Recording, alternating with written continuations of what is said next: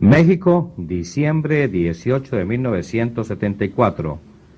Nos encontramos en la sede patriarcal del Movimiento Gnóstico Cristiano Universal con el maestro Samael Aumbeor, quien procederá a contestar algunas preguntas del santuario Garga Cuichines. La primera de ellas, ¿con qué frecuencia debe practicarse el Gran Arcano? Habla para vosotros Samael Aumbeor. 18 de diciembre, año 1974, 12 años de la nueva era del Acuario. Voy a dar respuestas al cassette que nos trae aquí nuestro hermano gnóstico Fernando Uribe, Villa Uribe, y su esposa Amparito. Empecemos pues. Daremos respuesta al hermano León Illich. Me pregunta con qué frecuencia se debe practicar el arcano AZF. Quiero decir en forma enfática que el trabajo en la novena esfera se realiza de acuerdo con el estado de salud de cada cual. Incuestionablemente la pausa magnética creadora es muy aconsejable. Sin embargo, en esto cuenta especialmente la salud de cada persona. Habrá parejas que podrán trabajar en una forma continua y de cuando en cuando guardar una pausa creadora siquiera de 9 días. Habrán parejas que podrán guardar una pausa creadora por allá cada año de 40 días, si quieren guardar los 40 días de la, dijéramos, de abstención sexual. Eso es muy individual. La pausa creadora no es una obligación para nadie. Todo el mundo puede practicar, trabajar con el gran arcano durante el tiempo que quiera. Lo único que sí se necesita es que no repitan una práctica 2 veces diarias, porque eso es delito. La práctica se hace una vez y nada más, todos los días. Ahora, los que quieran guardar la pausa creadora, pues tanto mejor, guárdenla el tiempo que quieran. Eso depende del libre albedrío de cada uno. En eso no hay, dijéramos, una norma fija. Así hacen mal algunos hermanos en querer establecer normas fijas para esto. Cada uno es cada uno y cada cual tiene sus propias características de tipo psicológico. Eso es todo. Respondiendo a los hermanos gnósticos del santuario Garga Cuichines, se me pregunta sobre la involución, si es física o si es psíquica. Bien, es bueno saber que la involución es psíquica y física a la vez. Incuestionablemente,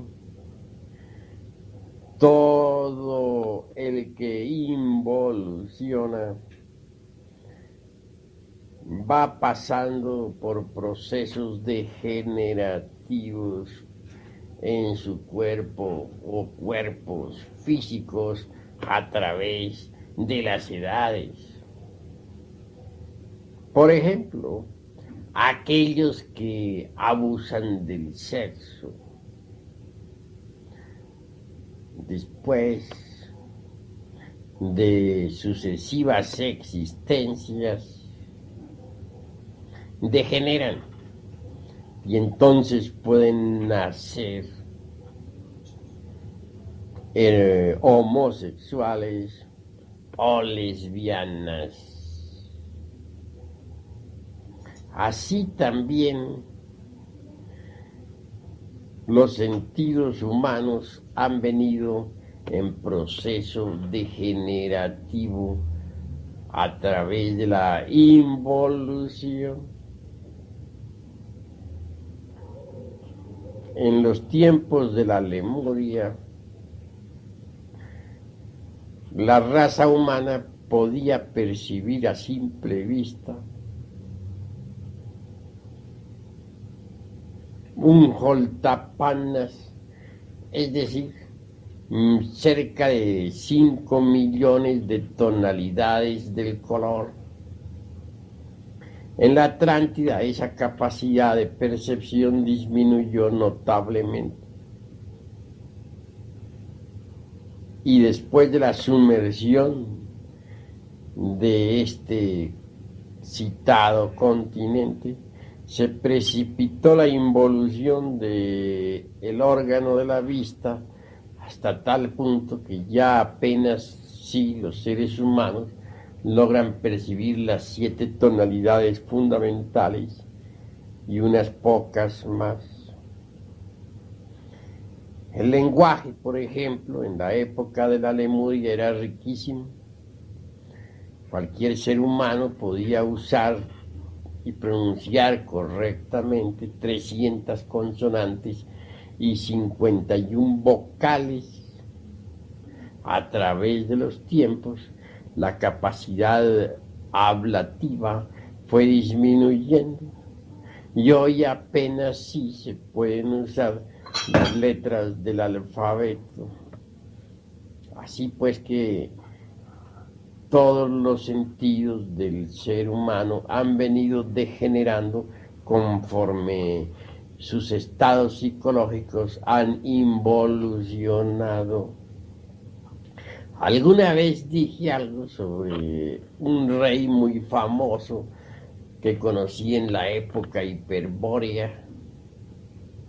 Dicho sujeto se precipitó por la senda de la involución.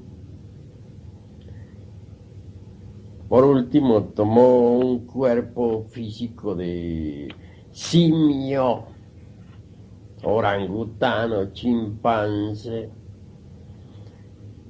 Obviamente, este será su último cuerpo físico. Luego entrará en los mundos infiernos a involucionar dentro de las entrañas de la tierra. Algunos hermanitos se han confundido con esto del chimpancé. Yo no veo motivo para que se confundan. Téngase en cuenta que el chimpancé y en general todos los simios son sencillamente humanos degenerados. No hay nada pues de extraño en que aquel rey involucionante sea hoy un simple chimpancé, un humanoide, un simio que se encuentra en el umbral de los mundos infiernos. Claro, este es un karma muy especial para él. No quiero decir con esto que todos los que involucionan tengan que volverse en changos o chimpancés o simios o como se les quiera llamar. Este es un caso muy especial para él desde el punto de vista kármico. Se necesita cierta elasticidad de los hermanos en la mente para poder capturar, aprender estas cosas. Hasta aquí la explicación, pues. En todo caso, antes de continuar dando nuevas respuestas, diré que el citado chimpancé está en las 108 existencias. Quiero decir que la existencia de chimpancé o simio de aquel antiguo monarca corresponde hoy en día a sus 108 vidas. Creo que hasta aquí está bien explicado y los hermanos han entendido. Escucho otra pregunta relacionada con el factor morir y se me pide pues toda una conferencia. Tengo sin embargo que aclarar que en este cassette donde estamos contestando preguntas, una conferencia resultaría demasiado larga. Además me parece que ya está bastante explicado el tema en libros como El misterio del áureo florecer, y también en esa última obra mía, o penúltima, para ser más claro, titulada Sí hay infierno, sí hay diablo, sí hay karma. Porque allí es que estudiar esas obras, porque allí está toda la explicación. Ahora bien, lo importante, mis estimables hermanos, es autoobservarse uno a sí mismo para conocerse. Incuestionablemente el sentido de la autoobservación se halla atrofiado en la raza humana. Pero conforme se vaya usando tal sentido, se irá desarrollando. Y así se va uno autoconociendo. Platicaba hace un rato, durante la cena, esto con nuestro hermano Villa. Y le decía que uno vive más en los mundos internos que en el mundo externo, porque nuestros pensamientos, emociones, anhelos, sentimientos, etcétera, etcétera, son invisibles a simple vista, son internos. También le estaba diciendo algo a él sobre el particular, aconsejándole el conocer sus propios mundos interiores. Obviamente, si uno conoce sus propios mundos internos, pues puede conocer también los mundos internos de los demás y conocer los mundos internos del planeta Tierra y del sistema solar y de la galaxia en que vivimos. Cuando se trata de eliminar los elementos indeseables que cargamos en nuestro interior, pues se necesita cierto orden, cierta didáctica. Obviamente, cualquier yo psicológico, sea el de la ira, o el de la codicia, o el de la envidia, o el del orgullo, o la pereza, o la gula, etc., se manifiesta siempre en forma diferente en cada uno de los tres centros llamados intelecto, emoción y motor instintivo sexual. Es decir, en la mente un yo actúa en cierta forma, en el corazón, donde está el centro emocional, actúa en otra forma, y en el centro motor en otra forma diferente. Así pues, cualquier yo hay que observarlo, estudiarlo en cada uno de estos tres centros para conocerlo. Una vez conocido, pues entonces puede uno darse el lujo de desintegrarlo. Obviamente, para conocerlo, pues hay que estudiarlo. No podría uno conocerlo sin estudiarlo.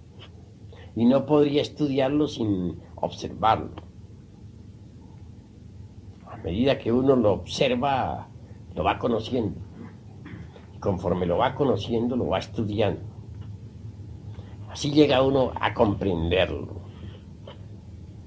Cuando un determinado yo ha sido comprendido, debe ser eliminado. Para eliminar se necesita entonces el trabajo de la oración. Quien quiera orar debe saber hacerlo. Es urgente comprender que hay o existen 4 estados de conciencia. El primero es el de la persona que está dormida en la cama. Su cuerpo reposa entre el lecho, mientras el ego ambula en las regiones suprasensibles de la naturaleza y del cosmos. En este caso, el cuerpo del soñador está pasivo para sus sueños. El segundo estado es el del mal llamado estado de vigilia. En este caso, el cuerpo físico está activo para los sueños del soñador. En ambos casos, el sujeto tiene la conciencia dormida, siendo más peligroso el segundo caso. Porque en el primer caso, como quiera que el cuerpo está pasivo para los sueños, no hay peligro alguno. No se puede matar a otra persona. No se puede herir físicamente a nadie. Mas en el segundo caso, en que el cuerpo está activo para los sueños, se pueden cometer toda clase de delitos, toda clase de actos imprudentes, toda clase de absurdos. Así pues, el segundo estado del soñador es más peligroso que el primero. Existe un tercer estado de conciencia, que es el de la recordación de sí mismo. Cuando uno se acuerda de sí mismo, de su propio ser, toda la sucesión de pensamientos y emociones mecánicas queda detenida en suspenso. Entonces es cuando la oración tiene un gran poder. Quiero decir con esto y en forma enfática que hay que saber orar. Muchas personas oran pero no saben orar. Obtienen resultados diferentes a aquellos que buscan. Por ejemplo, alguien está pidiendo porque llueva y sus yoes internos pueden estar orando, suplicando que no llueva. Y la naturaleza natural responderá a la oración y no lloverá. Alguien podrá estar pidiendo mejorar su situación política o económica, etcétera, y los yoes pueden estar pidiendo algo completamente diferente y la naturaleza responderá a esos yoes con lo que ellos han solicitado. Así muchas veces obtenemos de nuestros ruegos cosas que no hemos pedido. Hay que saber orar. Cuando se quiere orar sabiamente, los tres centros intelectual, emocional y motor deben trabajar unidos, deben integrarse, deben unificarse para formular la oración. La oración bien formulada intelectualmente debe ser sentida con el corazón y puesta en acción, dijéramos, con el centro motor. En este caso el resultado será maravilloso. Pero para que la oración produzca sus efectos favorables y no desfavorables, tiene que hacerse desde un tercer estado de conciencia, que es el de la recordación de sí mismo, de su propio ser. Cuando uno ora desde el tercer estado de conciencia, obtiene respuesta satisfactoria a sus ruegos. La Madre Divina Kundalini Shakti es, dijéramos, una parte de nuestro propio ser, pero derivado.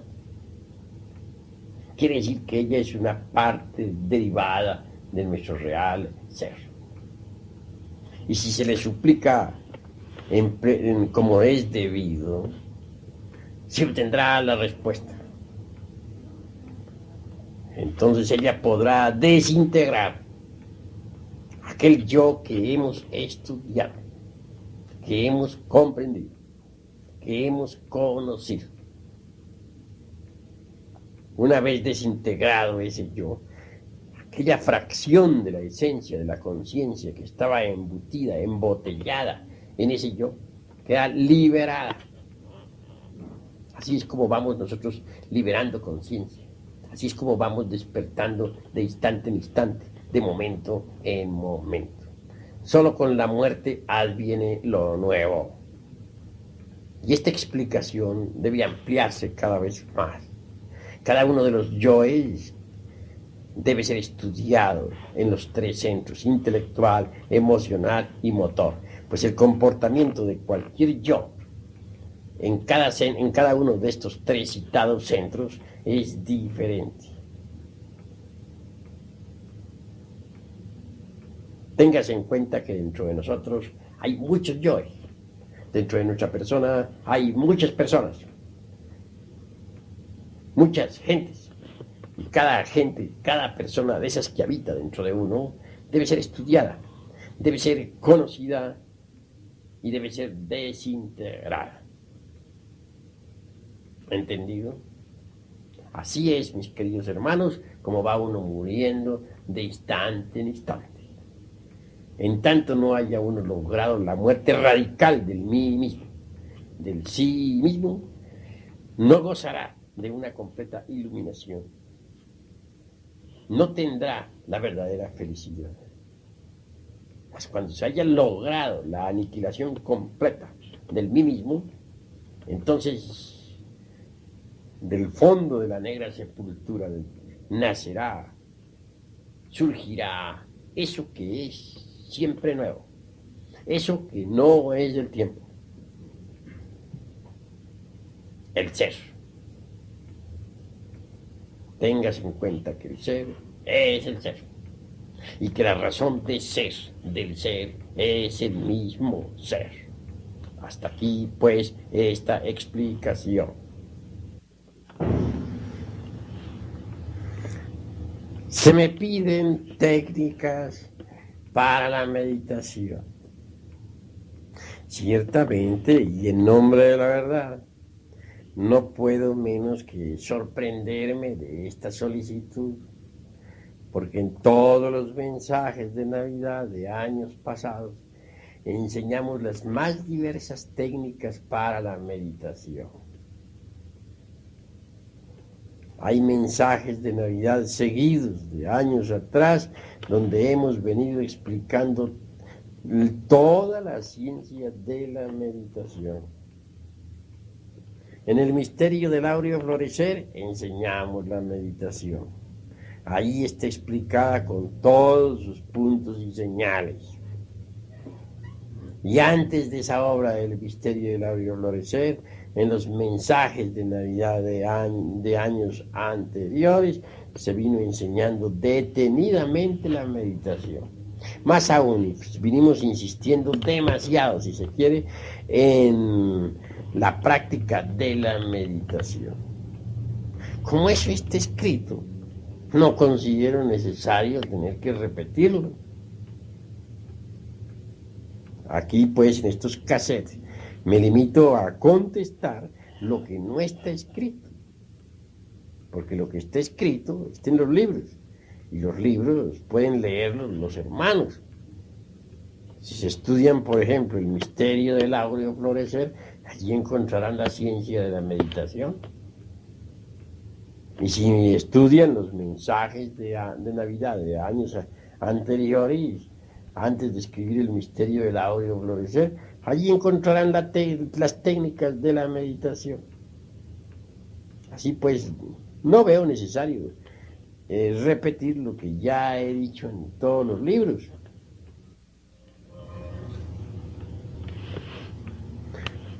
Hay otra pregunta que se me hace en relación con el escepticismo y cómo vencerlo. Con el mayor gusto daré respuesta a esta pregunta.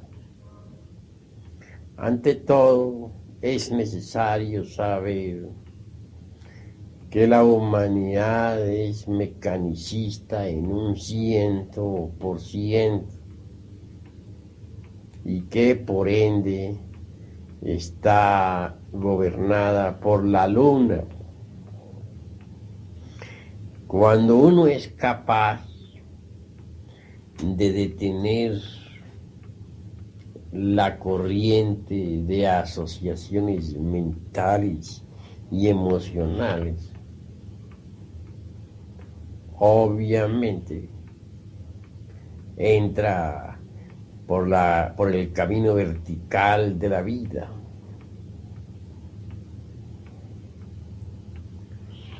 Cuando uno es capaz de eliminar las emociones negativas que tanto ensucian la mente, se va libertando poco a poco de la influencia lunar, que como ya dije es mecanicista, y va avanzando por la senda vertical de la vida. A medida en que uno se va libertando de la influencia lunar, porque va eliminando las emociones negativas, pasa por distintos rayos planetarios. Y cuando uno por último es capaz de eliminar en un 100% las emociones negativas, además, cuando uno ha liquidado el ego, lo ha reducido a cenizas. Obviamente entonces ya queda bajo la influencia solar.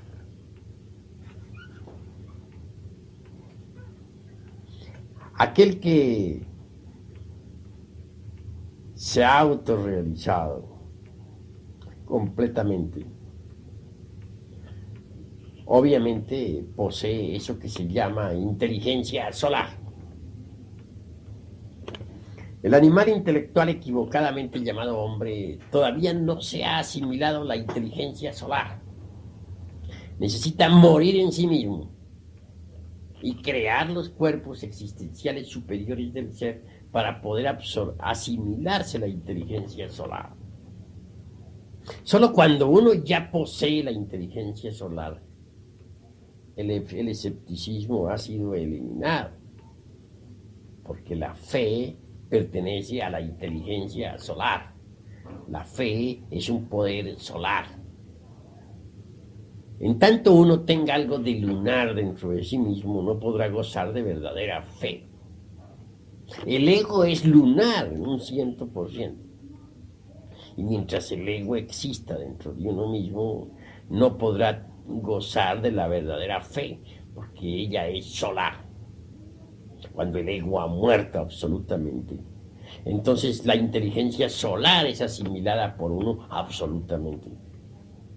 Solo aquel que ha logrado asimilarse en sí mismo la inteligencia solar, solo aquel que se ha convertido en un hombre solar de verdad, es hombre de fe. Antes no es posible la fe. Algunos tendrán más fe que otros, pero la fe completa, absoluta, solamente es para los espíritus solares, para los hombres solares. Así pues, que el escepticismo que la humanidad posee se debe al ego, al yo psicológico, y existirá en tanto el ego exista. Aconsejo a quienes quieren fe resolverse a morir en sí mismos. Solo muriendo totalmente podrán asimilarse en la inteligencia solar para convertirse en hombres solares, en hombres de fe. Antes no es posible. Ahora se explicarán los que escuchen este caso el por qué Cristo dijo: si tuvierais fe como un grano de mostaza, moveréis montañas. Esa es un poder maravilloso. Es el poder del sol dentro de la psiquis de toda criatura solar. Hasta aquí esta respuesta. Algo se me pregunta sobre la cuestión de los cuerpos, y a qué dimensiones pertenecen todos esos cuerpos. Con el mayor gusto daré respuesta a quienes así me preguntan.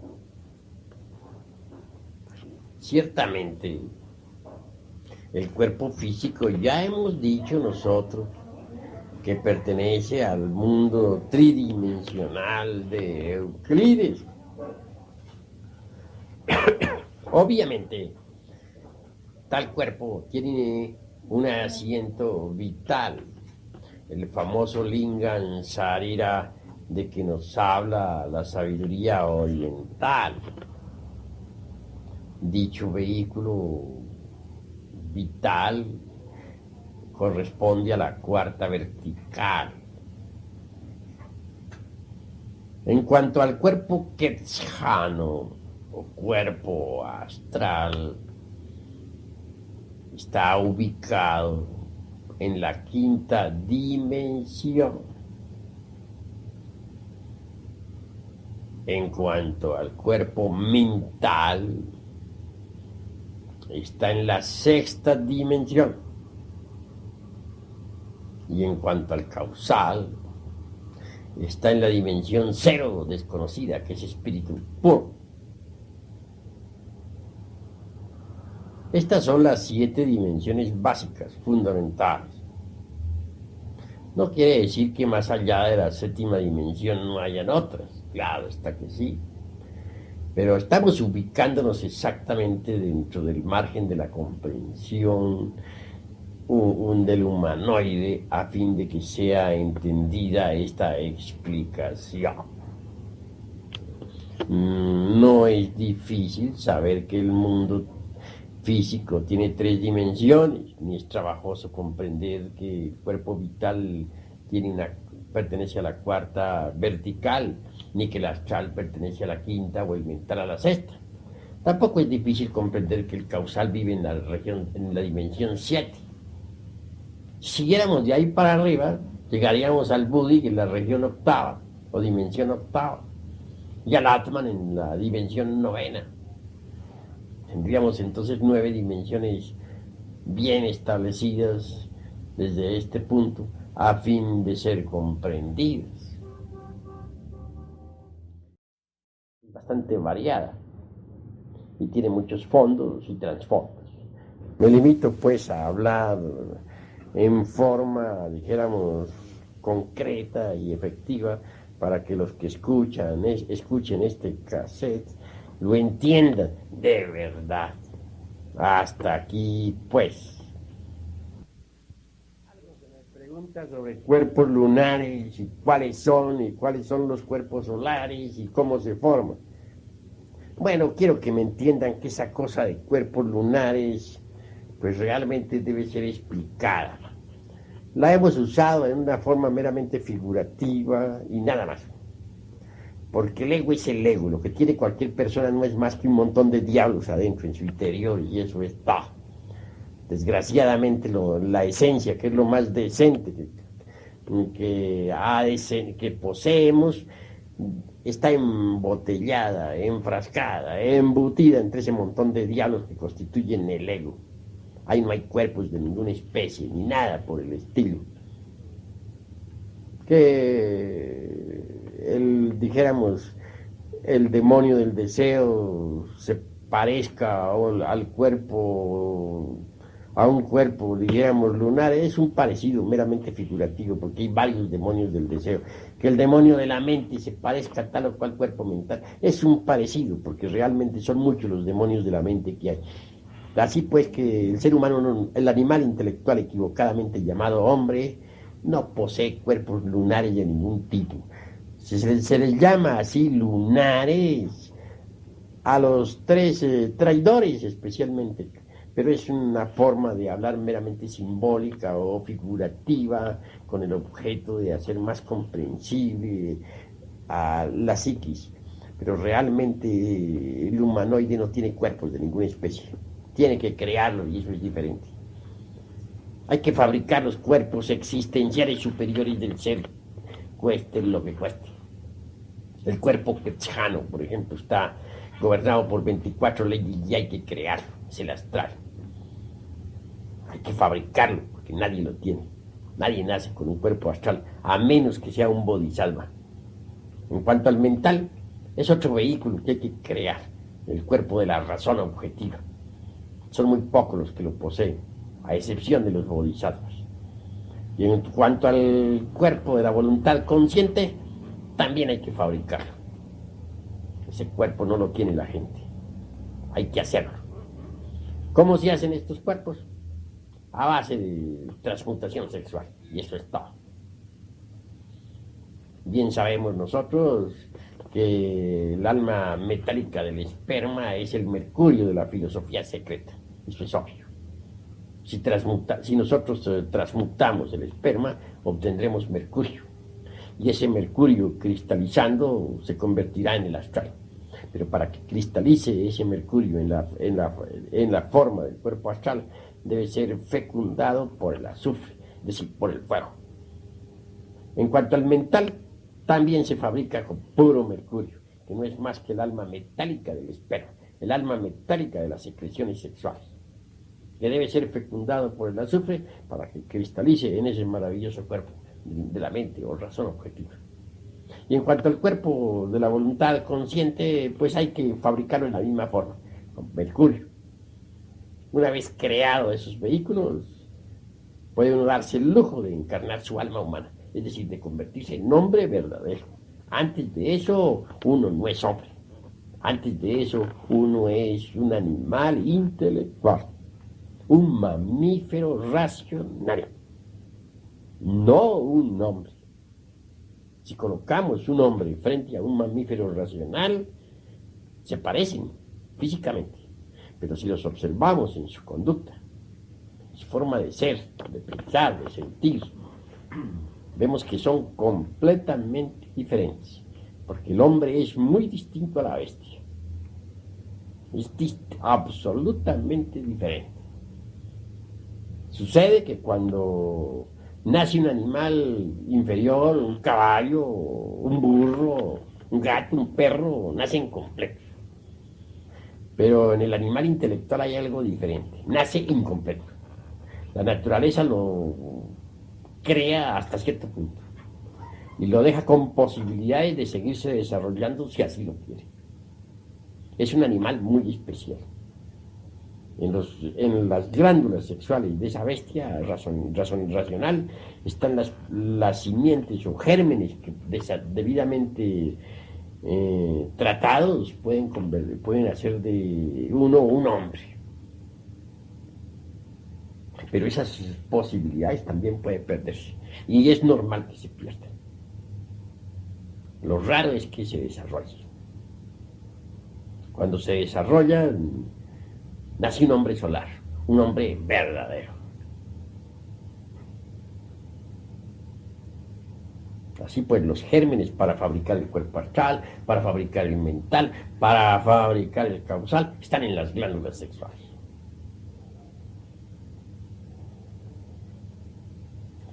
El animal intelectual ofrece magníficas posibilidades, porque puede formarse dentro de él un hombre.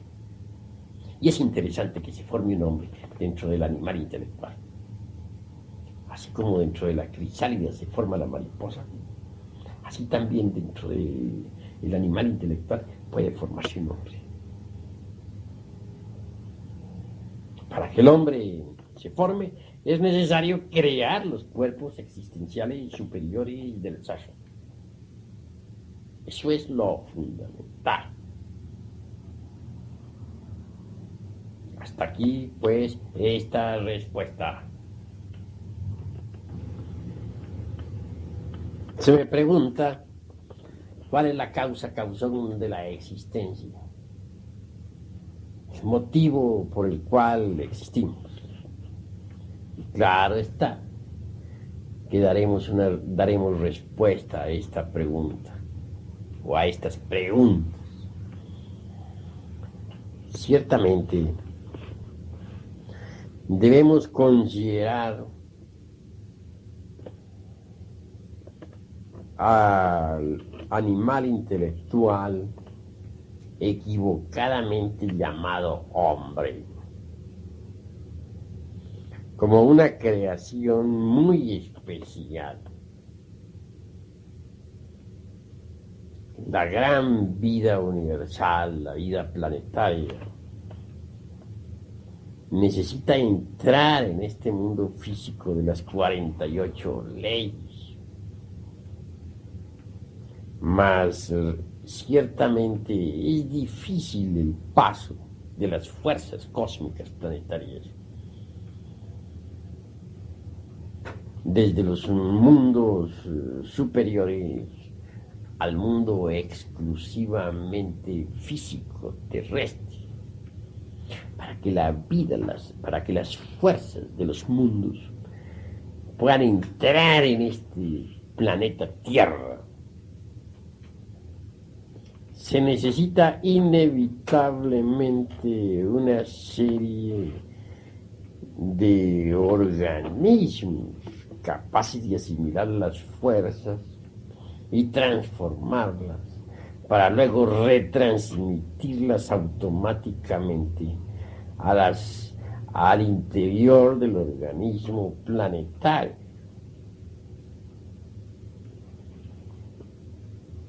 Debido a esto, sobre la corteza geológica de nuestro mundo, o en la corteza geológica de nuestra Tierra, para ser más claro, existe la vida orgánica.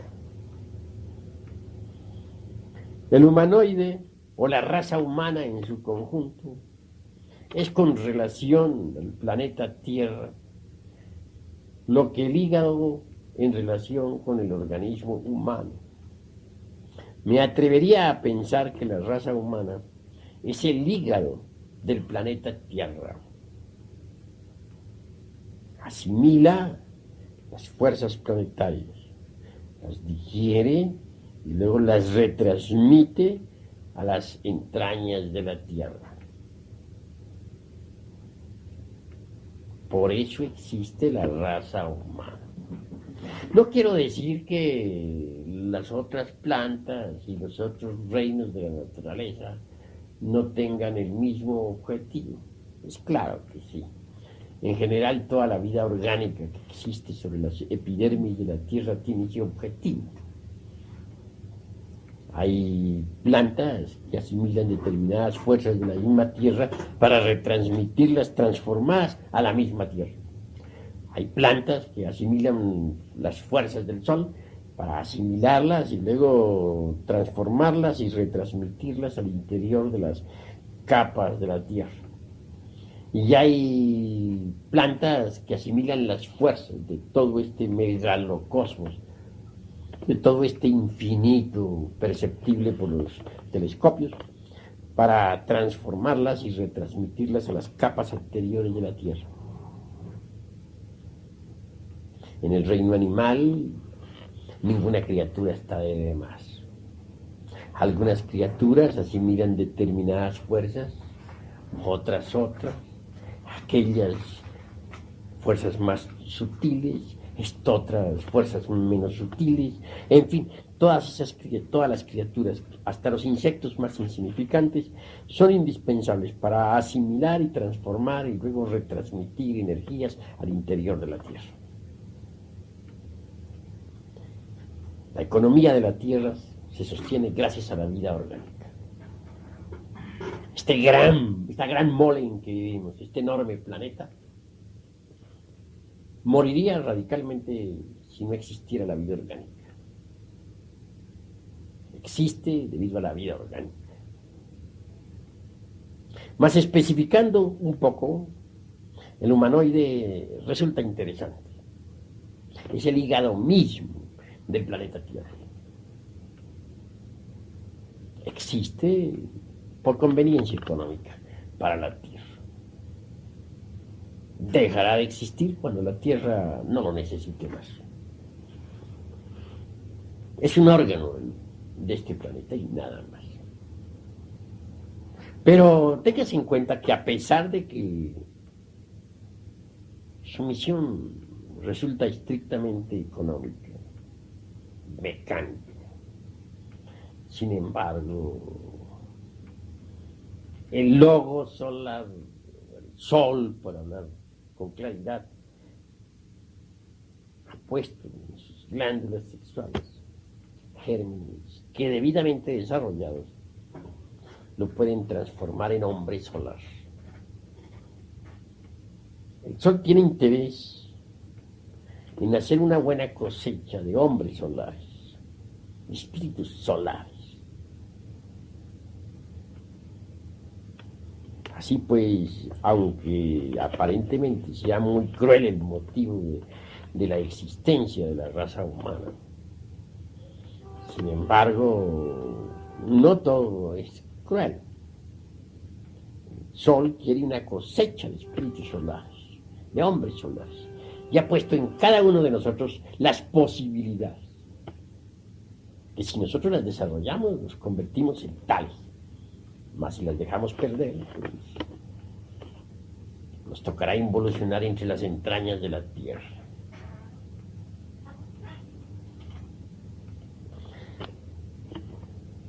Cuando una raza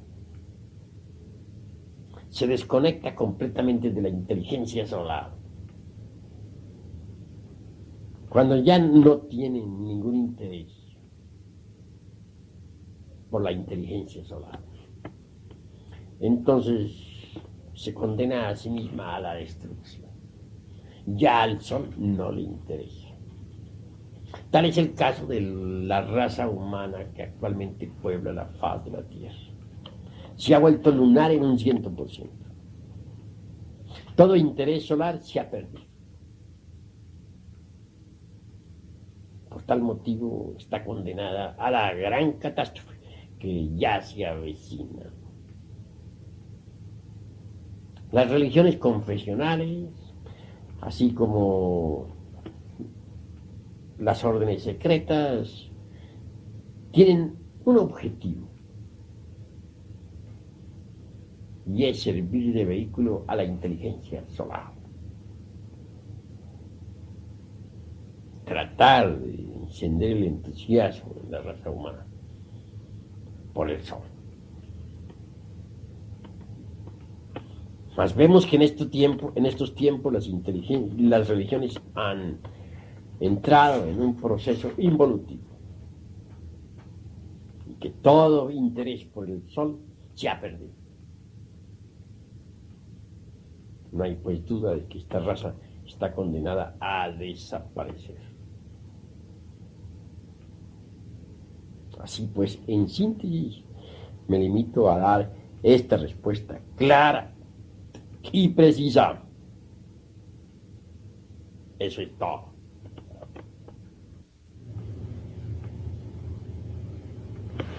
Se me pregunta también algo sobre el retorno y cuál es la causa por la cual existe el retorno.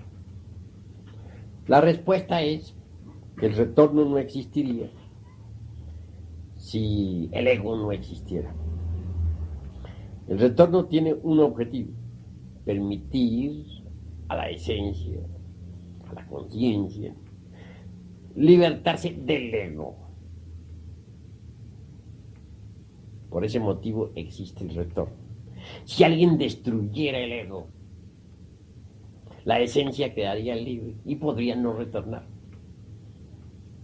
Podría fusionarse, integrarse con su real ser, para luego sumergirse entre el gran alaya del universo, entre el seno del espíritu universal de vida, para siempre. O por una temporada. Pues ya no ignoramos que existe el sendero breve. En el Egipto se enseñó esta doctrina.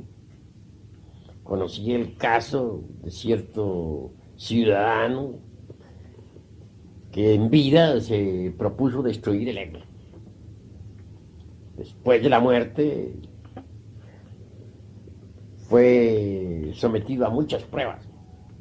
Permaneció sereno ante el huracán del karma, ante las tempestades. No buscó refugio en ninguna parte. Pasó más allá de las simpatías y de las antipatías. Fue capaz de cerrar matrices. Permaneció impasible ante los demonios. El mismo Padre Madre le sometió a pruebas y permaneció sereno. Por último, entró en un reino donde fue instruido y su divina madre Kundalini le ayudó a eliminar los residuos del ego que todavía existían en él. Mucho más tarde, después de desintegrado el ego, esa alma fusionada con su mónada divina se sumergió entre el seno del espacio infinito. No quiero decir que se haya liberado como maestro, no alcanzó a fabricar los cuerpos existenciales superiores del ser. Únicamente se retiró del escenario cósmico, convertido en un simple Buda elemental.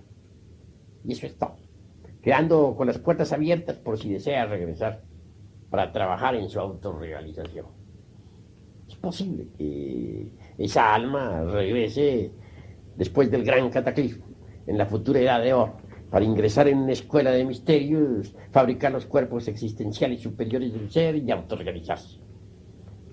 En el México antiguo también muchas almas se metieron por el sendero breve e ingresaron en el Tlalocan, el paraíso de Tlaloc.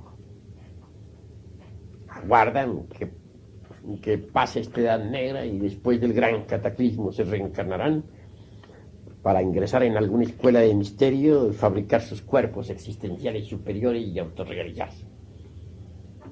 Algunas otras almas prefieren quedarse simplemente como elementales entre el seno de la gran realidad. Ese es el sendero breve.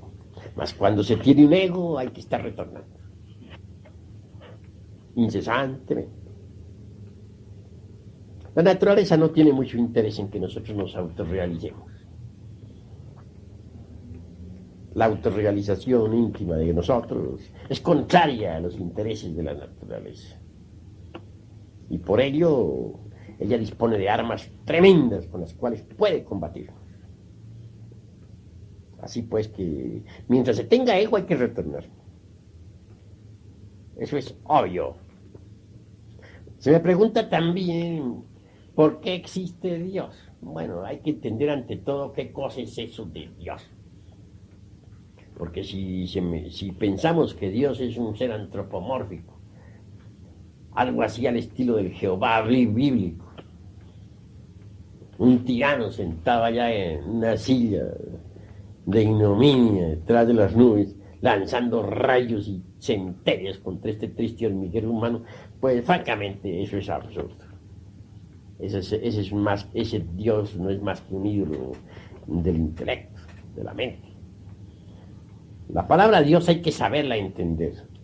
En el francés es Deus, en el latín es Deus, en el griego es Theo, pero en el sánscrito es Div. Y Div es Deva. Y Devas hay muchos, legión de Devas o legión de ángeles. Deva y Elohim es lo mismo. Los Devas son los Elohim. Así pues, Dios es el ejército de los Elohim, o el ejército de la palabra. Eso es lo que se entiende por Dios, un ejército. En el fondo mismo de nuestra conciencia, más allá de lo que normalmente conocemos, tenemos una chispa inmortal, divina, eternal. Ese es Dios. Cuando tal chispa se autorrealice, cuando llegue a la maestría, ingresará en ese ejército de la palabra. Ese es Dios.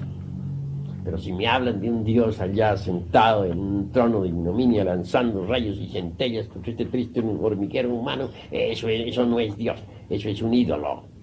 Distíngase pues entre lo que es la divinidad y lo que es la idolatría, que son diferentes. Pensemos en Dios como en un ejército. Si se pregunta por qué existe, la palabra existir resulta muy accidental. Mas si se me pregunta por qué es, ya cambia todo. Porque hay que distinguir entre existir y ser. El Elohim que cada cual lleva en su interior, aunque no lo tenga encarnado, porque ni remotamente está preparado para encarnarlo. Sin embargo, está más allá de la existencia. Es el ser. Es. Una cosa es ser y otra cosa es existir. Dios es lo que siempre ha sido y lo que siempre será. Está más allá de los accidentes de la existencia. Aconsejo a los que escuchen este cassette que se estudien a fondo el capítulo titulado Antropología Gnóstica. En mi libro La Doctrina Secreta de Anáhuac, que en estos momentos está saliendo de imprenta.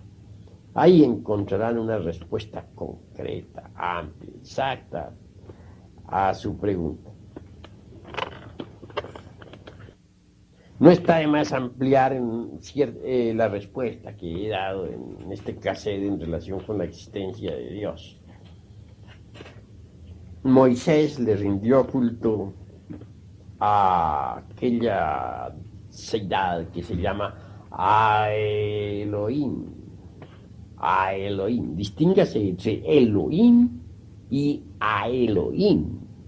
A Elohim es el eterno Padre cósmico común, el uniexistente, la infinitud que todo lo sustenta, el omnimisericordioso, el omnipresente. No tiene figura ni se puede burilar, no tiene forma. Es lo que es, lo que siempre ha sido, lo que siempre será. Es el espacio abstracto, absoluto, incondicional y eterno.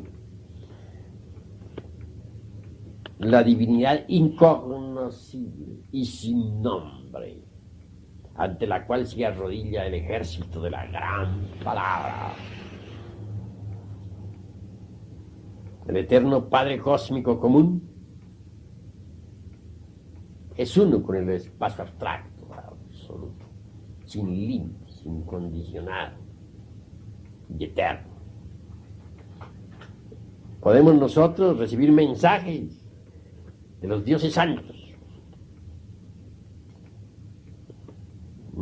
Hemos escuchado la palabra de los divinos, pero la seidad incognoscible y pura está más allá de los dioses.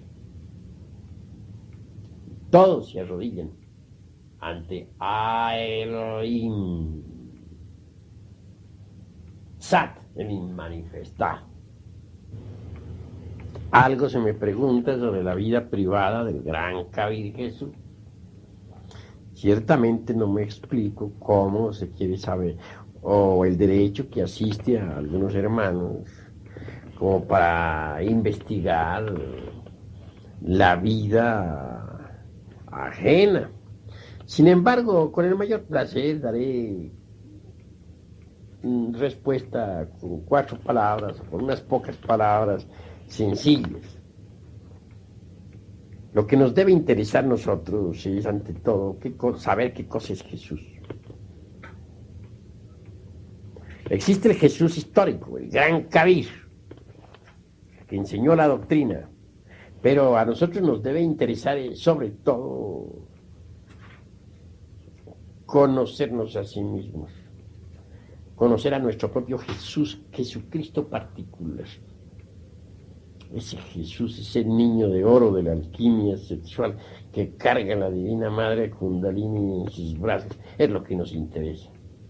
Ese logos que se humaniza, que penetra en un vientre materno y que nace, pues, por obra y gracia del Espíritu Santo. Que más tarde ese segundo logos, ese Jesús particular, venga al establo del mundo y penetre en un cuerpo de carne y hueso. También eso es muy cierto. Digo en todo caso lo que he experimentado por mí mismo, ¿no?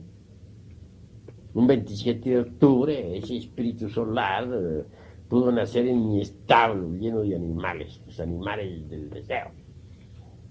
Poco a poco fue creciendo ese niñito dentro de mí mismo y fue eliminando, pues, a los animales del establo. Es cierto. Que vivió dentro de mí mismo todo el proceso del drama cósmico, es verdad. Así pues, mis queridos hermanos, lo que nos interesa es el Jesús particular. A la vida del gran Kabir, pues, es muy sagrada y francamente no debería interesarnos, no deberíamos nosotros meternos a averiguar vidas ajenas, ¿no? Máxime cuando se trata de la vida del gran Kabir. En todo caso, quiero decirles a ustedes que él pasó por donde tiene que pasar todo iniciado. Él tuvo que encarnar al niñito de oro de la alquimia sexual dentro de sí mismo. Él tuvo que trabajar con su sacerdotisa. El niñito fue creciendo y viviendo todo el drama cósmico dentro de sí mismo hasta que pasó por la muerte y la resurrección. Lo último que hace el Cristo íntimo dentro del corazón de un hombre es matar a la muerte, para que entonces resucite los principios anímicos y espirituales en el Cristo íntimo. El Cristo con su muerte mata a la muerte. El Cristo como Salvador en el corazón del hombre me parece que es más importante que la vida privada del gran maestro.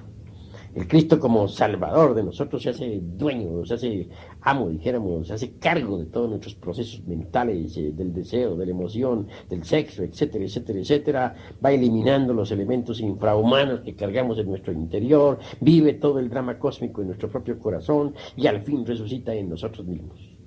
Cuando Él resucita en nosotros, nosotros resucitamos en Él y nos convertimos en dioses. Me parece que eso es lo más importante, ¿no? El Jesucristo interno particular. Que hay que trabajar con el arcano AZF, sí es verdad, hasta cierto punto. Más allá de cierto punto, pues quedamos prohibidos del sexo. Eso también es lógico y real. Así pues que nos debe interesar, repito y vuelvo a repetirlo, al Jesucristo íntimo, al Jesucristo particular, al Jesucristo como Salvador, dentro de nosotros mismos, viviendo en nuestro propio corazón los procesos de los 4 evangelios. De nada serviría que Cristo naciera en Belén si no nace en nuestro corazón también. Y de nada serviría que hubiera muerto y resucitado si no muere y resucita en nosotros también. Eso es todo. Punto.